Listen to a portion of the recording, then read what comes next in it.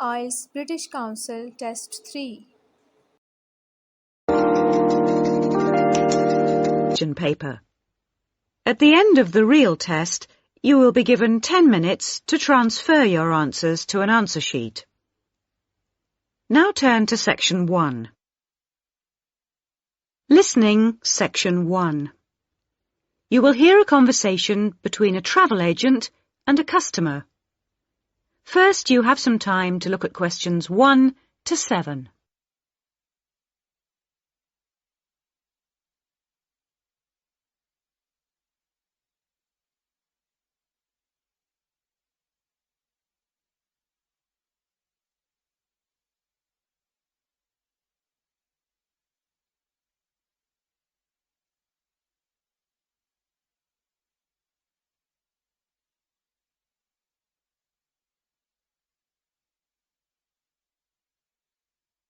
You will see that there is an example that has been done for you. On this occasion only, the conversation relating to this will be played first. Good morning. Can I help you? Yes, I'd like to get some information about trips to New Zealand. Certainly. Take a seat and I'll be right with you. Thanks. Now, where would you like to go in New Zealand? Well, I was hoping to do a bit of travelling around, actually. There are a few things I'd like to see and do before I go back home. Right. One thing I really want to do is go to Christchurch.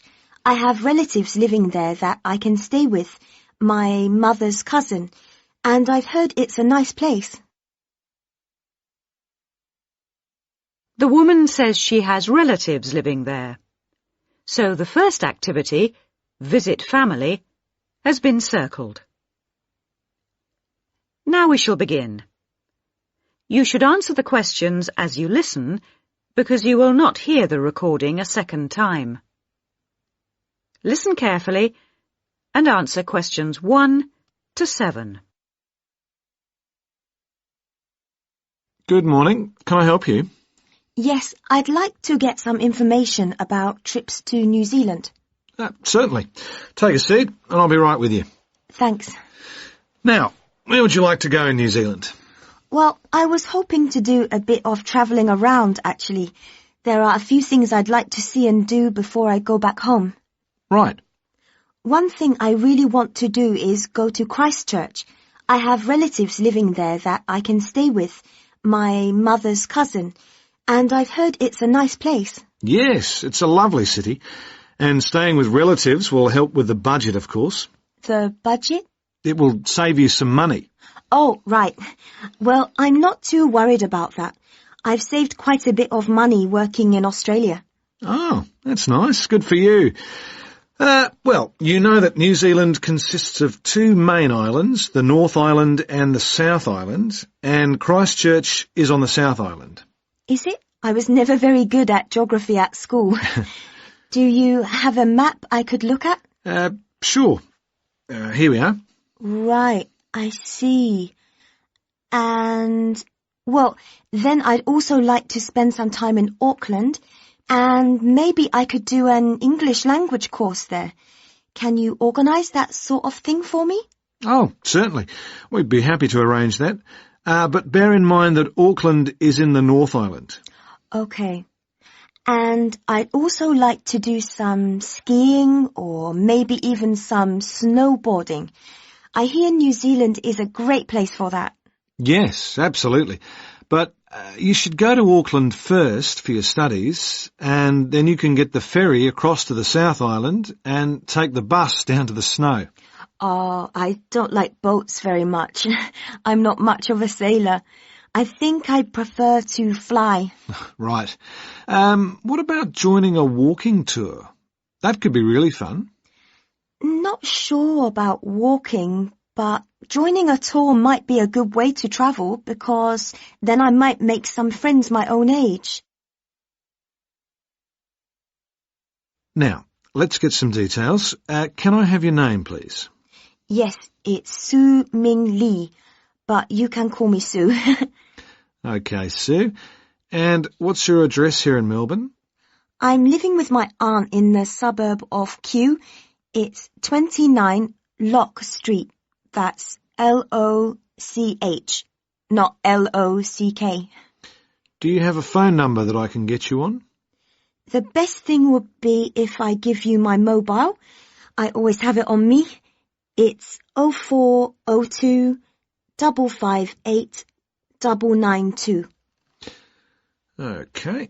And when do you want to travel? Because you'll need to be down south in July or August. Oh, yes, of course. That's winter, isn't it? So I better go to Auckland in May.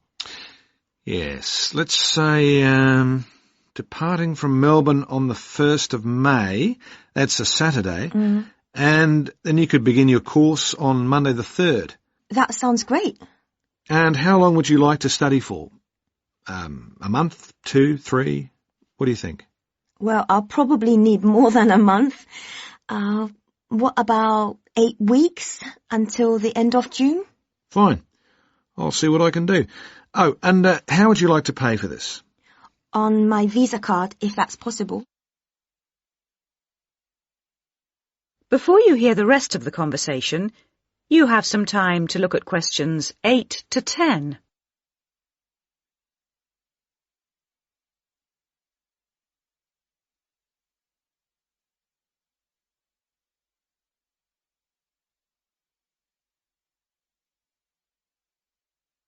Now listen and answer questions 8 to 10.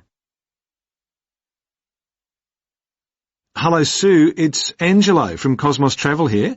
I've booked your flight and I've found you an English college called the Harbour Language Centre. Great. Where exactly is that? Well, have you got that little map I gave you yesterday? Yes? You see where the harbour is with the 3 wharves and the water? Yes. Got that? Okay, there are 2 parallel streets. Quay Street, that's Q-U-A-Y, and Customs Street. The building where the college is located is on Quay Street, opposite Prince's Wharf. Right. Got it. And what about accommodation? Well, I've booked you into a hotel for the first 3 nights, and then the accommodation officer will find you a family to live with. Good. And where's the hotel? It's a short walk from the college, on the corner of Queen Street and City Road. Which corner exactly? On the left-hand side as we're looking at the map. Okay, near the little park. Yes, that's right. And what about a good bookshop? I'm going to need to buy a dictionary and some English books. Yes, well, I believe there's a really good language bookshop on the corner of Customs Street and Queen Street. It's near the college, so that's pretty convenient. Thank you so much. You've been really helpful. That is the end of section 1. You now have half a minute to check your answers.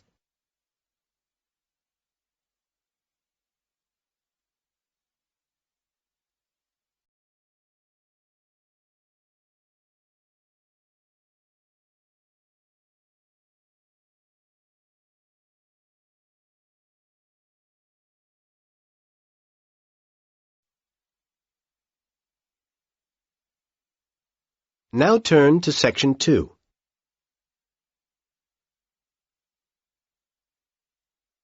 Section 2. You will hear part of a local radio program in which the head of the Park Arts Center is interviewed about events that are going to be held at the center. First, you have some time to look at questions 11 to 20.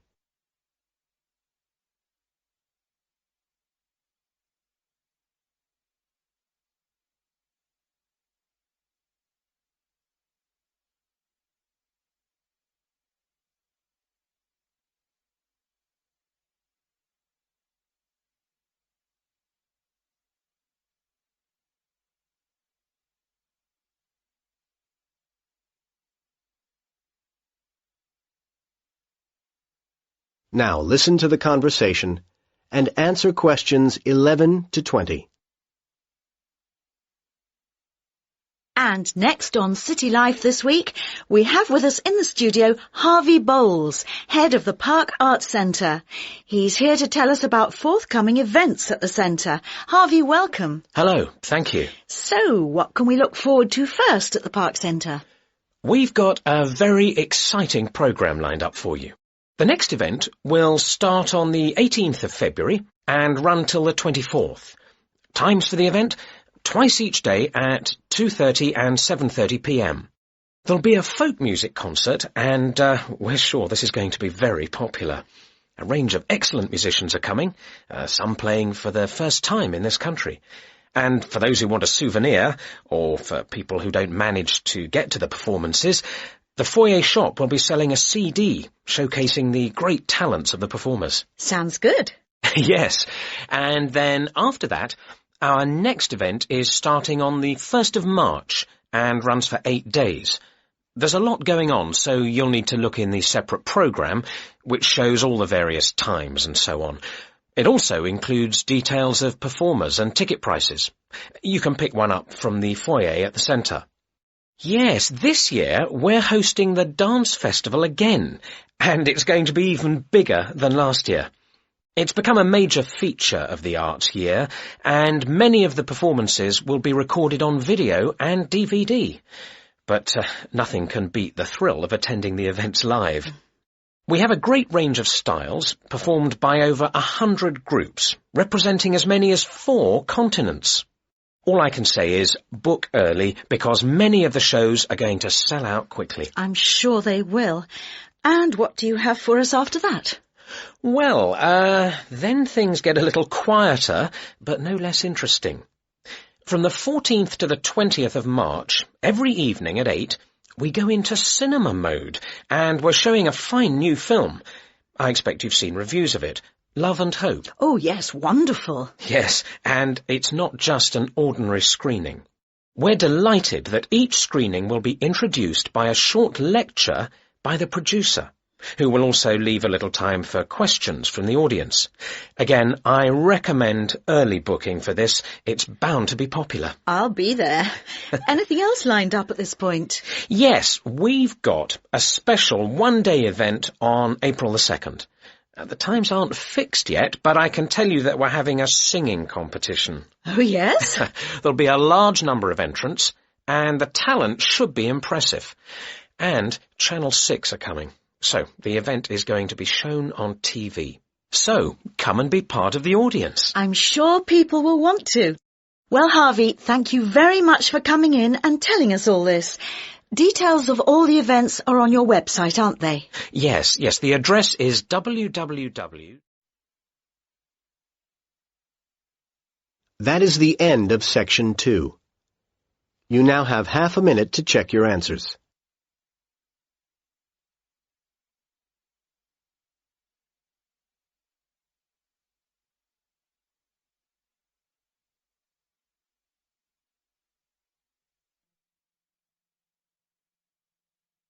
Test 4, Section 3.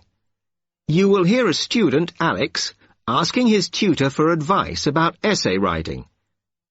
You now have 30 seconds to read questions 21 to 27.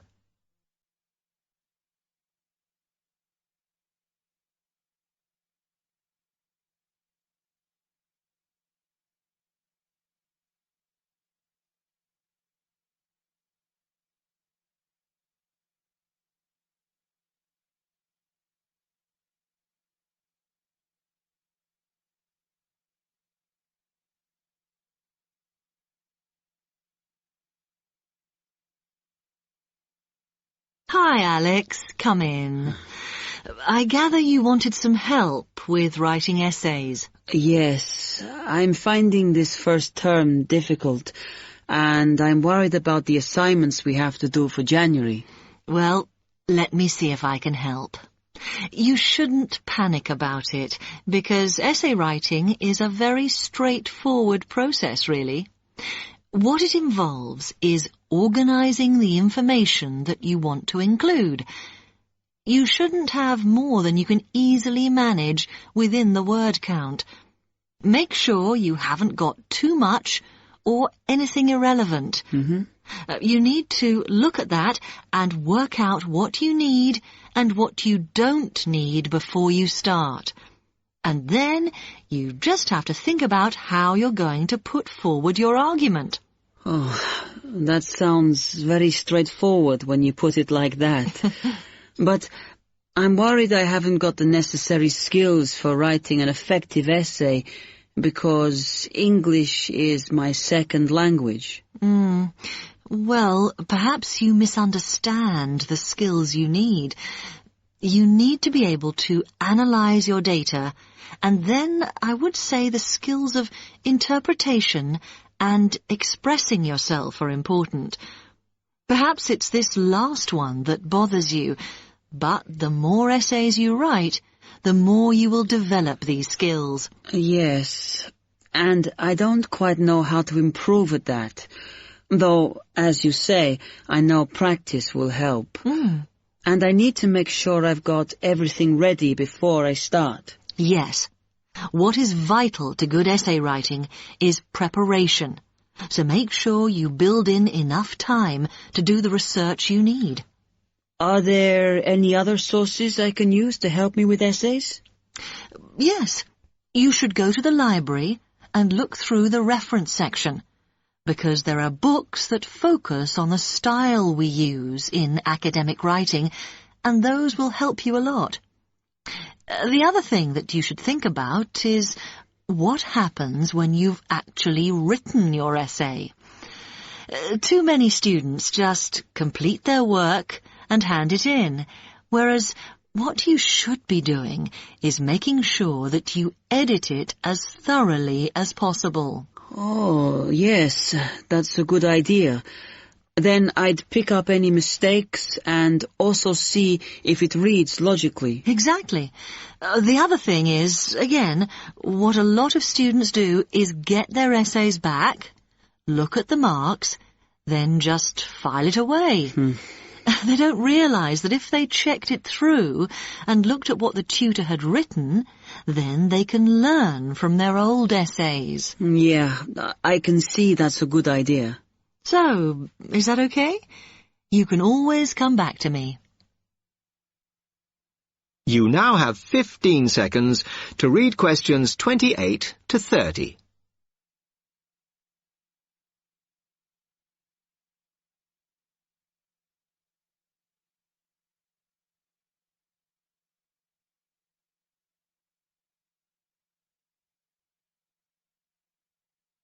Actually, there were a couple of other things I wanted to ask you about essay writing. I had a few thoughts of my own about what I should do, such as really taking good notes when I'm reading, because that helps, doesn't it?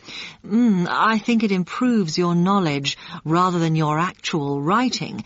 But one tip I can give you is to try and not read too much. Otherwise, you end up including irrelevant material in your essay. Remember to stay on task. Yes. Sometimes I have problems interpreting the questions correctly, or the whole question seems overwhelming to me. What I try to do is highlight the key parts and divide it into smaller chunks so I can manage it. Well, you might find it useful to break it down even further by making sure you understand all the words perfectly before you start. Things like assess or comment and such like. Yes, I see. Sometimes, after an objective analysis, the question actually asks you for a subjective opinion, but you must remember to support your arguments if that's the case. One final comment I can make is about using your own words. You must try to do this as far as possible. You're expected to summarize what you've read, not just string together a list of quotations. In fact, you shouldn't have too many. Just use them where it's really important. Okay, thanks. Do you read other students' essays when you've finished? No. Why? Is that a good idea?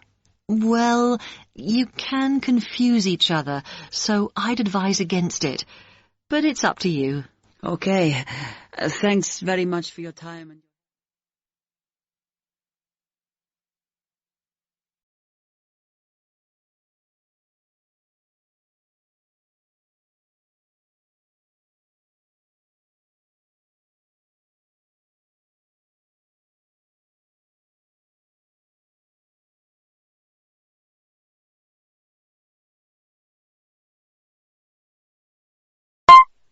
You will hear the beginning of a lecture about turkey farming.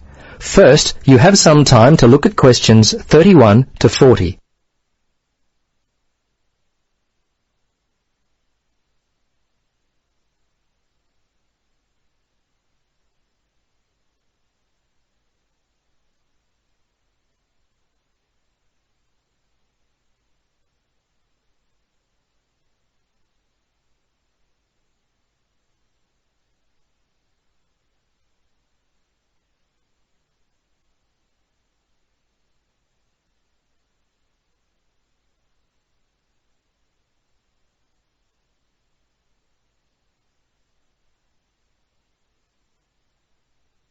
Now listen and answer questions 31 to 40. Good morning, everyone. Ever since it was first served and eaten at the wedding feast of Charles XI of France and Elizabeth of Austria way back in 1570, the consumption of turkey meat has continued to grow. In recent years, the popularity and subsequent interest in turkey farming has also grown substantially, and along with this interest, there have been a number of significant changes which have occurred in turkey production, which I'd like to point out to you all. In some of the larger companies in the UK, understanding of genetics has been used to good effect, with selected stock showing an increase in growth rate and a higher proportion of lean white breast meat. Turkey breeding companies operating from the UK have achieved an important position in the European market, as well as having a part of the market share in the USA. Knowledge of the nutrient requirements of turkeys has also advanced, and diets to exploit the genetic potential for rapid growth have been formulated with great precision. Canada and North America have led the way in this area. Different feeding strategies are employed within the industry to control the nutrient intake of breeder flocks. These management techniques usually involve limiting the availability of feed, especially to the older males. The intention is to slow down growth rate, thus reducing the likelihood of leg disorders and to maximise breeder production. Throughout the world, the most serious infectious diseases that have impacted upon turkey health are now almost entirely controlled due to improvements in site hygiene and the introduction of live and killed vaccines. In addition, the geographical isolation of turkey-growing farms remains an important means of limiting the spread of disease. Now, throughout the USA and Britain, controlled environment housing now operates with greater precision since the ventilation requirements of the stock are better understood. Approximately 90% of the birds in the UK, for example, are produced in large flocks on commercial sites which require precise control of temperature. Feeding and drinking systems have been increasingly mechanised in order to improve efficiency and to ensure that the birds receive adequate fresh feed and water. Equipment such as artificial lighting is also used to overcome the long winters in some of the more extreme areas of the world. While quite popular early on, a vast majority of turkeys are no longer beak trimmed. However, in most cases where birds are kept in natural daylight, the beaks are usually trimmed when the birds are only a few days old.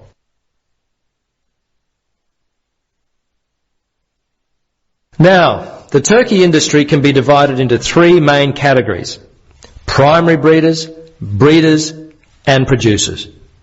The primary breeders maintain and develop the quality of the genetic stock within the population by selection of the most suitable individuals. Primary breeders sell parent stock to breeders either as hatching eggs or as turkey chicks, which, by the way, are commonly referred to as poults.